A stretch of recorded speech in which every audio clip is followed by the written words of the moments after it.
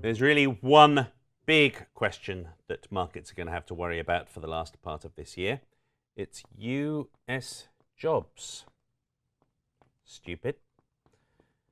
Now, there's very little that matters more across the world than the level of US rates. They pull money out of the rest of the world and are creating near crisis conditions in some emerging markets if you see US rates, US yields rise. That in large part is determined by the decisions of the Federal Reserve, and as far as the market is concerned, and I think they may well be right, that in turn, the Fed in turn is most influenced by the state of the labour market. Now this red line that we're looking at here shows you average hourly earnings growth for the US, and you can see that you have a quite dramatic collapse in earnings growth, unsurprisingly, after the crisis. But what's really quite sad, arguably one of the critical failings of the Obama era, is that it's then ironing board flat.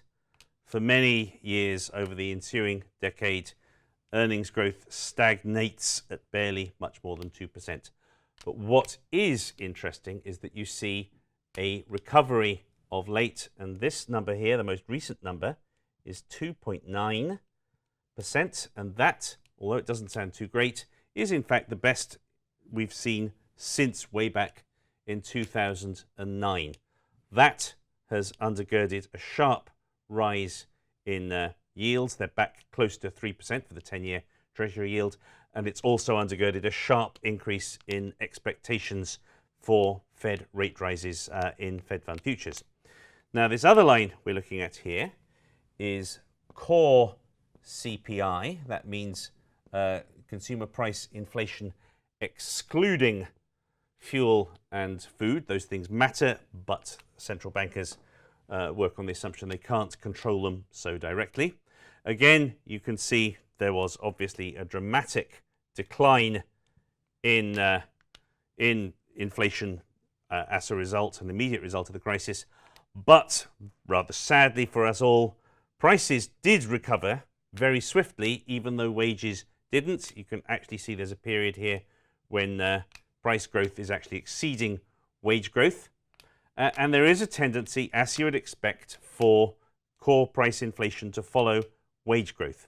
And in the last few months, particularly since we've had the big tax cut, corporate tax cut deal, you have seen a very impressive pickup in inflation. Remember, the Fed's target is there, 2%. We're now picking up beyond it. Now, the response to those average hourly earnings numbers has been fairly direct, that we've seen a strengthening in rates. That, in turn, implies a stronger dollar, and it implies many other worrying elements for the rest of the world. I think the market is probably correct in the assessment that if you do see a continued clear-cut rise in average earnings, we've had numbers that have looked scarily high, including this one here earlier in the year, which was subsequently revised down. If you see this number continue to rise, the Fed is going to feel that it has no choice but to continue raising rates, and that is really not what the rest of the world wants to hear. Ultimately, there is nothing that matters more for the rest of this year than the US jobs market. Stupid.